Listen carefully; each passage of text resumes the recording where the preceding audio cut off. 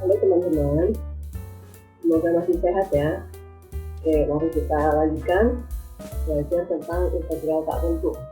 Pada bagian ini kita akan menentukan nilai C.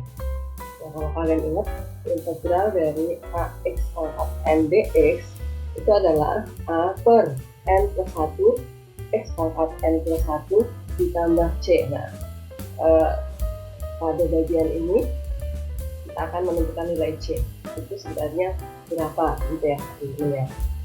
Oke, contoh yang pertama, misal kita diberikan soal seperti ini. Sudah diketahui f aksen x itu sama dengan 3x kuadrat min 4x plus 4. Kemudian diketahui lagi untuk x sama dengan 2, fungsi fx bernilai 13. Nah, berarti artinya fungsi fx nanti akan melalui titik 2,13. Oke, langkah pertama kita cari fx, berarti fx sama dengan integral dari f aksen. Nah, jadi fx itu adalah integral dari f aksen x dx. Jadi kita integralkan 3x kuadrat min 4x plus 4 menjadi sama dengan, nah ini berarti sama dengan integral dari 3x kuadrat. Ingat, rumus integral adalah x pangkat n dx, hasilnya adalah a per n plus 1 x pangkat n plus 1 plus c. Nah, berarti integral dari 3x kuadrat menjadi 3 per 2 tambah 1 berarti 3 x pangkat 3 min 4 per, nah ini pangkatnya 1, 2 tambah 1 jadi 2 x pangkat 2 plus, nah integral dari 4 itu artinya ada x pangkat 0. Integralkan berarti 4 dibagi 0 tambah 1 plus 1 x pangkat 0 tambah 1 plus c. Nah, untuk sederhananya jadi fx sama dengan 3 dibagi 3 berarti 1, berarti tinggal x pangkat 3 min 4 dibagi 2 adalah 2 x pangkat 2, 4 dibagi 1 berarti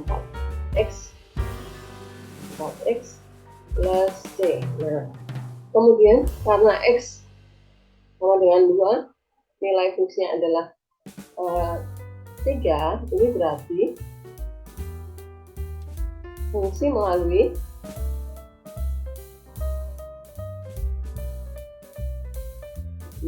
titik 2,13. Artinya 2 itu adalah x-nya, 13 itu adalah fx-nya atau y-nya. Jadi fx itu adalah sama aja dengan y. Oke, kemudian kita substitusi, berarti 13 sama dengan, nah ini x-nya berubah jadi 2 semuanya. Jadi 2 pangkat 3 dikurangi 2 kali 2 pangkat 2 plus 4 kali 2 tambah c. Jadi 13 sama dengan 2 pangkat 3, 8. 2 pangkat 2 dulu, kemudian dikali min 2. 2 pangkat 2 itu 4, 4 dikali min 2 adalah min 8. 4 kali 2 adalah plus 8 plus c. Nah ini 8 min 8 hilang, berarti kita dapat nilai c adalah 8 pindah masuk kiri, atau 13 min 8 itu adalah c. Berarti dari sini kita dapat nilai C sama dengan 13 dikurangi 8 adalah B5. Nah, jadi kalau kita udah dapat nilai C-nya, substitusi lagi ke Y-nya atau ke fx-nya. Jadi kita dapat fx adalah x pangkat 3 tetap, min 2x pangkat 2 tetap, plus 4x tetap. Nah, C-nya berubah jadi 5. Oke. Berikutnya lagi, contoh yang kedua, diketahui turunan kedua dari suatu persamaan kurva ditentukan oleh y double aksen. Nah ini 2 kali diturunkan, berarti nanti kita mencari persamaan kurvanya itu kita naikkan 2 kali. Jadi kalau pertama y diturunkan sekali jadi y aksen, diturunkan 2 kali berarti jadi double aksen, berarti nanti kita naikkan 2 kali. Pertama ke y aksen, kemudian ke Oke, kurva tersebut melalui titik 1,6. Nah, ini nanti untuk menghitung C yang pertama. Dan gradient singgungnya, nah gradient singgung adalah Y aksen atau dia adalah M. Oke, untuk mencari C yang berikutnya. Oke, pertama kita cari Y aksen. Y aksen itu adalah integral dari Y double aksen dx. Maka Y double aksen adalah 6x plus 8 sama sana. Berarti ini kita integralkan menjadi sama dengan 6x di integral integral x pangkat n dx adalah dibagi n plus 1 x pangkat n plus 1 ditambah c. Maka ini menjadi 6 per pangkatnya 1, berarti di sini bagi 2 x pangkat 2 plus ini 8 x pangkat 0, berarti 8 plus 1 x pangkat 1 plus C yang pertama. Nah, Y aksen ini adalah M, maka kita pakai 7. Jadi, kemudian gradien singgungnya di titik 1,6 adalah 7, maka kita mengambil ini adalah X1. Ini adalah Y aksennya atau gradiennya. Maka kita dapat Y aksen adalah 7 sama dengan ini 6, kita pindah ke sini, 6 bagi 2 berarti 3 x pangkat 2, 8 bagi 1 berarti plus 8x plus C yang pertama. Nah, ini adalah Y aksen. Y aksen. Berarti Y aksen ada 7, kemudian X di sini kita ganti jadi X1. Ini substitusi ke sana. Jadi adalah 3 kali 1 pangkat 2 ditambah 8 kali 1 tambah C yang pertama. Berarti dari sini kita dapat 7 sama dengan 1 pangkat 2 itu adalah 1, berarti ini dapat 3 ditambah 8 sama dengan C yang pertama. Berarti dari sini kita boleh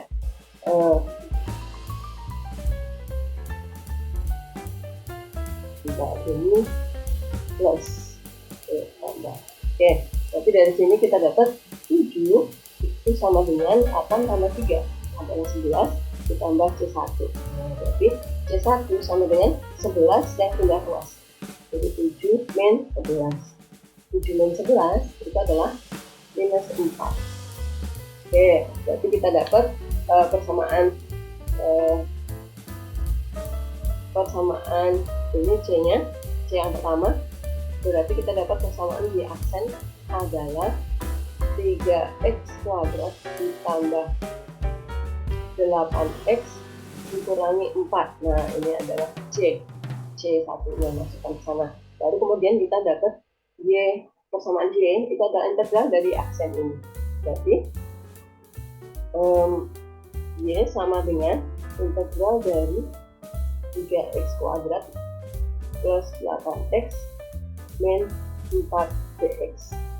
Nah, berarti dari sini kita dapat integral dari 3x kuadrat adalah pakai rumus yang ini. Oke, jadi 3 dibagi 3x pangkat 3 ditambah 8 bagi dari pangkatnya 1 berarti C kedua x pangkat 2 min 4x, karena 4 itu adalah 4x pangkat 2 plus C yang kedua. Nah, gitu. Jadi kita peroleh persamaan kurvanya adalah Y sama dengan X pangkat 3, karena 3 dibagi 3, kemudian 8 bagi 2 adalah 4, X pangkat 2 min 4X plus C yang kedua. Nah, ini 1,6 itu untuk menghitung C yang kedua. Satunya adalah X-nya, Y-nya adalah 6. Ini. Oke. Kemudian kita substitusi. Kita substitusi ke persamaan Y ini. Jadi kita peroleh Y-nya adalah 6 sama dengan X-nya kita ganti 1 pangkat 3 ditambah 4 kali 1 pangkat 2 dikurangi 4 kali 1 tambah C yang kedua. Oke, maka kita peroleh 1 kuadrat adalah 1, berarti 6 sama dengan 1 tambah 4 kurangi 4 tambah C yang kedua. C yang kedua. Oke, berarti 4 min 4 hilang. Jadi 6 dikurangi 1. Jadi C-nya adalah ini C. Berarti C yang kedua adalah 5. Ya udah, berarti kita dapat jadi ya. Jadi persamaan kurvanya adalah kurva ya adalah Y sama dengan X pangkat 3 plus 4X pangkat 2 min 4X plus 5. Oke, teman-teman, pokoknya kalau ada gradian singgung itu berarti untuk mencari C yang pertama, berarti ini Y aksennya gitu. Titik yang dilalui itu pasti untuk mencari C yang berikutnya setelah dapat gitu. Oke. Kemudian berikutnya lagi aplikasi menentukan C itu dipakai untuk di kecepatan dan kecepatan. Kecepatan itu adalah integral dari jarak. Jadi teman-teman, jarak itu adalah ST, jika diturunkan ketemu kecepatan adalah PT, kemudian diturunkan lagi jadinya percepatan itu adalah AT. Oke, ini diturunkan berarti PT itu adalah S aksen, AT itu adalah V aksen. Nah, kemudian kalau misalnya nanti diketahui percepatan, kemudian ditanya kecepatan, berarti artinya dinaikkan. Jadi PT itu adalah integral dari AT dt pastinya. Nah, teman-teman, kecepatan itu didefinisikan sebagai laju perubahan jarak terhadap waktu. Laju perubahan jarak berarti V itu adalah ds per dt, karena laju perubahan jarak. D itu adalah diferensial. Nah, berarti kemudian ini kita kali silang, berarti kita dapat ds itu bersama dengan v dt. Nah, teman-teman, kalau kita mau menghilangkan diferensial ini, berarti ds itu adalah di sini, s aksen. Kita naikkan ke sana supaya menjadi s. Nah, berarti ini diintegralkan. Integral dari ds itu adalah s, maka sama dengan integral dari v dt. Nah, begitu. Kemudian percepatan itu didefinisikan sebagai laju perubahan kecepatan terhadap waktu pasti. Berarti A itu adalah dv per dt. Berarti ini kita kali silang lagi, kita dapat dv itu sama dengan a dt. Nah, supaya kita dapat v itu berarti ini kita integralkan kanan kiri, kita dapat v sama dengan integral a dt. Oke, nah, contoh soalnya. Misal kita dapat soal seperti ini. Sebuah bola bergulir pada sebuah bidang datar dengan laju awal adalah 4 meter per detik. Akibat gesekan dengan bidang itu, bola mengalami perlambatan 2 meter per detik kuadrat. Jika saat T sama dengan 0, posisi itu berarti ST berada pada S sama dengan 0. Berapa jarak yang ditempuh bola dari awal sampai berhenti? Oke. Jadi pertama, total perlambatan. Pokoknya selalu ingat S, kemudian turun itu V, turun A. Nah, perlambatan itu ada di sini. Kemudian dibilang jarak yang ditempuh. Nah, berarti S yang ditanya. Jadi kita naikkan 2 kali. Jadi pertama, perlambatan itu adalah A. Jadi kebalikan dari percepatan. Berarti A-nya negatif. Oke. Nah, maka kita akan mengintegralkan perlambatan ini. Perlambatannya 2 berarti minus 2 artinya. V-nya sama dengan integral dari minus 2 dt. Integral dari minus 2 itu artinya 2 min 2t pangkat 0. Oke, terus diintegralkan, kita dapat V adalah min 2t plus C yang pertama. Nah, kemudian dibilang di sini sebuah bola bergulir pada sebuah bidang datar dengan laju. Laju itu kecepatan. Jadi kecepatan sama laju itu sama. Kecepatan awal itu adalah 4. Nah, ini berarti untuk mencari C yang pertama. Kecepatan awal berarti saat T-nya 0. Nah, berarti kita dapat pada saat T-nya 0, laju bola adalah 4. Berarti ini saat mula-mula. Berarti kita dapat C yang pertama adalah, nah ini kita substitusi. 4 sama dengan min 2 kali 0 plus C1. Berarti kita dapat C1-nya adalah 4. Berarti kita dapat persamaan lajunya adalah P sama dengan min 2T plus 4. Oke. Kita baru dapat persamaan laju. Nah, P sama dengan min 2T 4. Kemudian persamaan laju tadi kita adalah P sama dengan min 2T. Kemudian kita akan mencari jarak. Jarak itu adalah integral dari laju atau P. Berarti kita dapat S sama dengan integral dari P dt. P-nya kita substitusi fungsinya min 2T plus 4. Kemudian kita integralkan. Integral dari min 2T adalah, nah, jadi min 2T itu adalah min 2 per, ini pangkatnya 1, berarti 2T pangkat 2 plus 4T, karena 4 itu 4T pangkat 0 plus C yang kedua. Nah, jadinya min 2 bagi 2 adalah min 1T kuadrat ditambah 4T kuadrat C2. Nah, kemudian tadi dikatakan bahwa saat T-nya 0, posisi benda adalah 0 juga. Nah, kita substitusi S-nya 0, berarti 0 sama dengan min 0 kuadrat ditambah 4 kali 0 ditambah C. Artinya apa? C yang kedua kita adalah 0. Berarti kita dapat persamaan jarak kita, persamaan posisi bola adalah SP sama dengan min T kuadrat ditambah 4T tambah 0-nya nggak usah ditulis. Kemudian tadi yang ditanya adalah jarak benda dari awal sampai berhenti. Nah, teman-teman, tadi persamaan jarak kita adalah S sama dengan min 2T kuadrat ditambah 4T. Kemudian persamaan P kita adalah min 2T ditambah 4. Oke. Nah, kalau pada posisi bola berhenti, itu berarti lajunya 0. Kalau bola berhenti berarti dia nggak bergerak. Artinya kalau nggak bergerak itu P kecepatannya dia nggak punya kecepatan. Sehingga didapat kita cari, masukkan ke sana dulu P-nya 0, nanti kita dapat waktu tempuhnya. Nah, berarti saat sampai berhenti bola itu menempuh dalam waktu 2 detik. Nah, sekarang kita substitusi ke fungsi jarak kita. Nah, 2 detik tadi. Pada saat T 2 detik, ini 2 dari sini, dari hitungan tadi.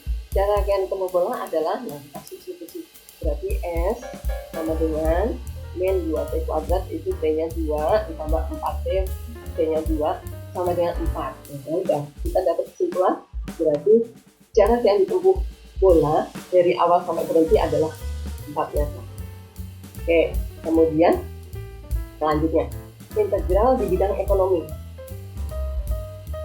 Integral di bidang ekonomi itu di modelnya seperti apa? Nah, teman-teman, kalau nanti ada biaya marginal, ini adalah sebenarnya F aksen X, atau kalau di sini barangnya adalah Q, berarti variabel bebasnya adalah Q. Gitu.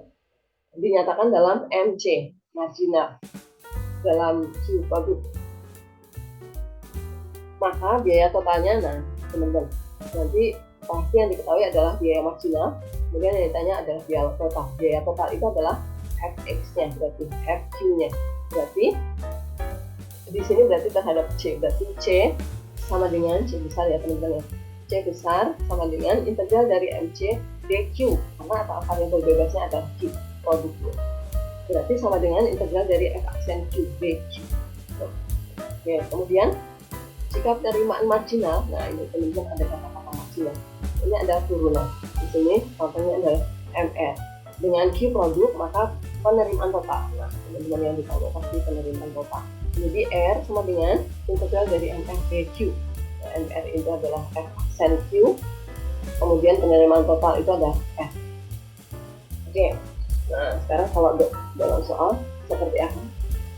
Nah, contoh, biaya marginal suatu perusahaan ditentukan oleh MC sama dengan 3Q kuadrat min 6Q plus 4. Carilah persamaan biaya total. Nah, ini yang diketahui biaya marginal, berarti ini adalah F aksen, kemudian ini yang ditanya adalah fungsi aslinya. Nah, berarti biaya total itu adalah C adalah FQ. Biaya marginal adalah MC atau C aksen atau juga DC per Q sama dengan F aksen Q. Biaya totalnya adalah berarti C karena MC-nya adalah C aksen, berarti kita sama C adalah integral dari MC. Nah, berarti kita masukkan fungsinya tadi. Berarti di sini integral dari 3Q kuadrat min 6Q ditambah 4 dx. Oke, berarti menjadi kok dq. Oke, berarti sama dengan 3Q kuadrat, berarti 3 bagi 3 langsung ya, Q pangkat 3, 6 bagi ini pangkatnya 1, 6 bagi 2 berarti min 3Q kuadrat, kemudian tambah 4Q tambah jangan C tetapi K.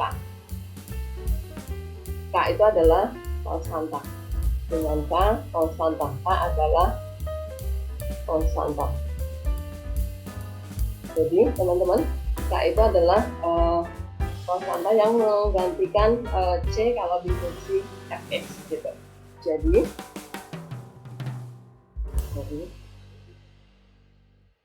Jadi kita dapat fungsi C jadi fungsi persamaan. Jadi persamaan biaya total adalah C sama dengan ini tadi Q pangkat 3 min 3Q kuadrat plus 4Q plus 4. Oke, nah nanti kalau misalnya diketahui jika barang yang diproduksi berapa, kemudian biaya totalnya berapa, berarti nanti kita ketemu nilai. Oke teman-teman, sekian pelajaran hari ini. Silahkan dipelajari lagi, semoga bermanfaat, dan silahkan latihan soal supaya kalian semakin paham.